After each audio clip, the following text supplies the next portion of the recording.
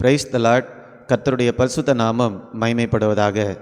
இன்றைய தியானம் எரேமியா 4ஆம் அதிகாரத்திலிருந்து 6ஆம் அதிகாரம் வரை. இந்த நாள் தியானத்திற்கான தலைப்பு முட்கள், தான்ஸ். இந்த முட்கள் என்ற வார்த்தை அநேக நேரத்தில் நமக்கு பிடிக்காது. ஏனென்றால் முட்களை நாம் எதற்கு உதாரணமாக பேசுவோம் என்றால், வேதனை நிறைந்த வாழ்க்கை அல்லது தீமையான வாழ்க்கை, வறட்சி நிறைந்த வாழ்க்கை, இப்படிப்பட்ட காரியங்களை நாம் எடுத்து சொல்லுவதற்கு தான் முட்கள் என்று நாம் பயன்படுத்துவோம். ஒரு வசனத்தை நாம் வாசித்து இந்த தியானத்தை நாம் துவங்குவோம். 4ஆம் அதிகாரம் 3ஆம் வசனத்தினுடைய பின்பகுதியை நான் வாசிக்கிறேன். முள்ளுகளுக்குள்ளே விதையாதிருங்கள், உங்கள் தரிசு நிலத்தை பண்படுத்துங்கள். இதில் ஒரு 2 காரியங்களை ஆண்டவர் மிக நேர்த்தியாக நமக்கு சொல்லுகிறார். முதலாவதாக, முட்களுக்குள்ளே விதையாதிருங்கள். முட்களுக்குள்ளால் நம்ம என்ன பண்ணக்கூடாது? நல்ல விதைகளை விதைக்க கூடாது. ஏனென்றால் முட்களுக்கு இடையே நாம் நல்ல விதைகளை விதைக்கும் போது அந்த விதைகள் நல்ல விதமாக வளர்ந்து வர முடியாது. முட்கள் அந்த நல்ல விதைகளை நெரித்து அழித்துவிடும். அதனால தான் ஆண்டவர் முட்களுக்குள்ளே விதையாதிருங்கள் என்று சொல்லியிருக்கிறார். முட்கள் என்று சொல்லும்போது என்ன?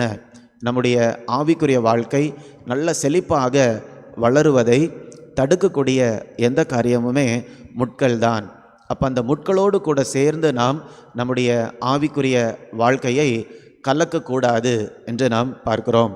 வேதத்தில் ஒரு மனிதனை குறித்து நாம் பார்க்கிறோம், சாலமோன் நல்ல ஆண்டவர் கொடுத்த ஞானத்தை பயன்படுத்தி நல்ல ஒரு ஆவிக்குரிய வளர்ச்சியை அடைந்த நேரத்தில் அவர் முட்களான காரியங்களில் தன்னுடைய பலத்தை, தன்னுடைய சம்பத்தை அவர் பயன்படுத்தினார்.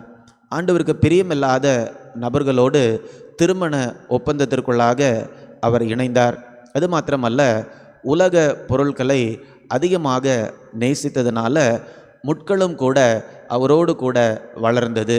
அப்போ அவருடைய ஞானத்தால் என்ன பண்ண முடியலன்னா, முட்களின் நடுவே பிரகாசிக்க முடியாமல் போயிற்று. அதனால தான் சாலமோனுடைய ஆட்சியினுடைய ஆரம்ப நாட்களில் இருந்தது மாதிரி அவருடைய கடைசி நாட்களில் என்ன பண்ண முடியல, அவரால் இருக்க முடியவில்லை. அதனால தான் ஆண்டவர் நம்மை பார்த்து சொல்லுகிறார், முட்களுக்குள்ளே விதையாதிருங்கள். நம்முடைய வாழ்க்கையில் முட்களை நாம் என்ன பண்ணக்கூடாது? நம்மை சுற்றி வளர விடக்கூடாது. முட்கள் என்றால் என்ன? அது எதை குறிக்கிறது என்று நாம் பார்க்கும்போது, இதே அதிகாரத்தில் ஒரு சில வசனங்களை நாம் பார்க்கலாம்.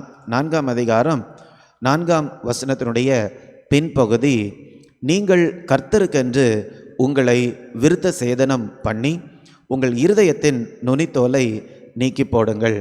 அப்போ நம்முடைய இருதயத்தில் இருக்கக்கூடிய ஆசைகள், விருப்பங்கள் எல்லாம் பாவத்தோடு என்ன பண்ணக்கூடாது? கலந்திருக்க கூடாது.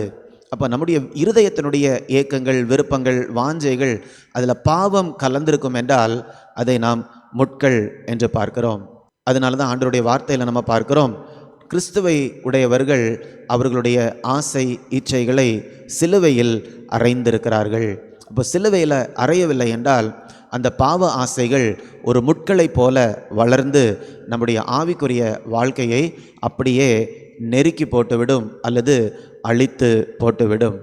முட்கள் என்றால் என்ன என்று பார்க்கும்போது இன்னொரு வசனத்தை கூட வாசிக்கலாம். அதே அதிகாரத்தில் 14ஆம் வசனத்தினுடைய பின்பகுதி, எந்த மட்டும் அக்கிரம நினைவுகள் உன் உள்ளத்தில் தங்கும். அப்போ நம்முடைய நினைவுகளில் கூட முட்கள் வளரலாம். நம்முடைய நினைவுகளில் அக்கிரமம் இருக்கும்போது அது முட்களாக மாறி நம்மால் என்ன பண்ண முடியல? ஆவிக்குரிய வாழ்க்கையில் மேலே வளர முடியாமல் காணப்படுகிறோம். இப்போ முட்களுக்குள்ளாக நம்ம என்ன பண்ணக்கூடாது? விதைக்கக்கூடாது. அந்த வார்த்தையினுடைய அடுத்த பகுதி சொல்லுகிறது, உங்கள் தரிசு நிலத்தை பண்படுத்துங்கள். அப்போ நம்முடைய இருதயம் ஒரு நிலத்தை போல இருக்கிறது. அப்போ நம்முடைய இருதயத்தில் ஆண்டவருக்கு பிடிக்காத ஆசைகள் வளரும் என்றால் அது ஒரு தரிசு நிலத்தை போல காணப்படுகிறது. நம்முடைய சிந்தையில் ஆவிக்குரிய சிந்தை இல்லாமல் இருக்கும்போது நம்முடைய வாழ்க்கை ஒரு தரிசு நிலத்தை போல இருக்கிறது. தரிசு நிலம் என்று சொன்னால் என்ன? அந்த இடத்துல எந்த விதையை போட்டாலும் வளரவே செய்யாது. அது வறண்டு போய் காணப்படும். ஒரு செழிப்பான ஒரு இடமாக இருக்காது. அப்போ நம்முடைய தரிசு நிலத்தை நம்ம பண்படுத்தும் போது தான், அல்லது அந்த கடினமான பகுதிகளை, நம்ம இருதயத்தில் இருக்கக்கூடிய கடினங்களை, மனதில் இருக்கக்கூடிய கடினங்களை, தீய சிந்தனைகளை அப்படியே நம்ம கொத்தி எடுக்கிறது மாதிரி அந்த வேலைகளை செய்யும்போது தான் ஆண்டவருடைய வார்த்தை நம்ம இருதயத்தில் வரும்போது, நம்ம மனதில் வரும்போது அது நல்ல செழிப்பாக வளரும்.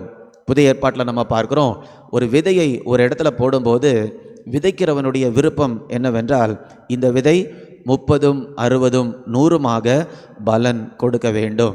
அப்போ ஆண்டவருடைய வார்த்தையை நம்ம படிக்கும்போது, தியானிக்கும்போது ஆண்டவருடைய விருப்பமும் இதுதான். ஆண்டவர் நமக்கு கொடுக்கக்கூடிய ஒவ்வொரு வார்த்தையும் 30, 60, 100 நம்முடைய வாழ்க்கையில் பலன் கொடுக்க வேண்டும் என்று சொல்லி தான் ஆண்டவர் நம்மோடு பேசுகிறார். இந்த நாளில் நம்முடைய இருதயம் எப்படி இருக்கிறது? ஒரு பண்படுத்தப்படாத ஒரு நிலத்தை போல, தரிசு நிலத்தை போல நம்முடைய இருதயம் காணப்படுகிறதா?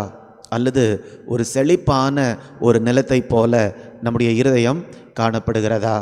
சங்கீதம் 1:3 கூட நாம் பார்க்கிறோம், அவன் நீர்க்கால்களின் ஓரமாய் நடப்பட்டு தன் காலத்தில் தன் கனியை தந்து இலையுதிராதிருக்கிற மரத்தை போல் இருப்பான், அவன் செய்வதெல்லாம் வாய்க்கும். அப்போ நீர்க்கால்களின் ஓரமாய் நடப்பட்ட அப்படின்னு சொல்லும்போது அது செழிப்பான இடத்துல இருக்கக்கூடிய ஒரு மரமாக இருக்கிறது. இன்றைக்கி நம்முடைய வாழ்க்கை எதில் நாட்டப்பட்டிருக்கிறது? ஒரு பண்படுத்தப்படாத தரிசு நிலத்தில் அல்லது முட்கள் நிறைந்த ஒரு இடத்துல நம்முடைய வாழ்க்கை நாட்டப்பட்டிருக்கிறதா? அல்லது நீர்க்கால்களின் ஓரமாய் நடப்பட்ட ஒரு மரத்தை போல நம்முடைய வாழ்க்கை இருக்கிறதா? இந்த காரியங்களை நாம் நிதானித்து ஆண்டவரிடத்தில் நம்ம கிருபை கேட்போம். நம்முடைய இருதயத்தை நல்லா பக்குவப்படுத்தி ஆண்டவருடைய வார்த்தை 30, 60, 100 மடங்காக வளரக்கூடிய ஒரு நிலத்தை போல எப்பொழுதுமே நம்முடைய இருதயத்தை வைத்து கொள்வதற்காக நாம் அழைக்கப்பட்டிருக்கிறோம். நாம் ஜெபிக்கலாமா? அன்பின் பரலோக பிதாவே, இந்த நல்ல நாளுக்காக உமக்கு நன்றி செலுத்துகிறேன் தகப்பனே. முட்களின் மத்தியில் விதைக்காதிருங்கள் என்று நீங்கள் சொல்லியிருக்கிறீங்க. தரிசு நிலத்தை பண்படுத்துங்கள் என்று ஆண்டவர் சொல்லியிருக்கிறார். அப்பா, எங்களுடைய இருதயம், எங்களுடைய யோசனை, எங்களுடைய மனது எப்படி இருக்கிறது?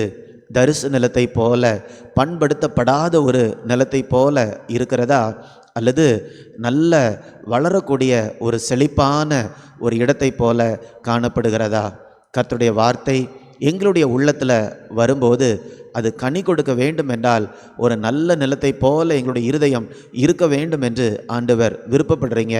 எப்பொழுதுமே எங்களுடைய இருதயத்தை அப்படிப்பட்ட ஒரு நிலையில் நாங்கள் வைத்து கொள்ள ஆண்டவர் கிருபை தரும்படியாய் ஜெபிக்கிறேன். அப்பா, தேவையில்லாத சிந்தனைகள், தேவையில்லாத பாவ உணர்வுகளை களைத்து கிறிஸ்துவின் சுபாவத்தை நாங்கள் எப்பொழுதும் அணிந்து கொள்ள ஆண்டவர் கிருபை தரும்படியாய் ஜெபிக்கிறேன்.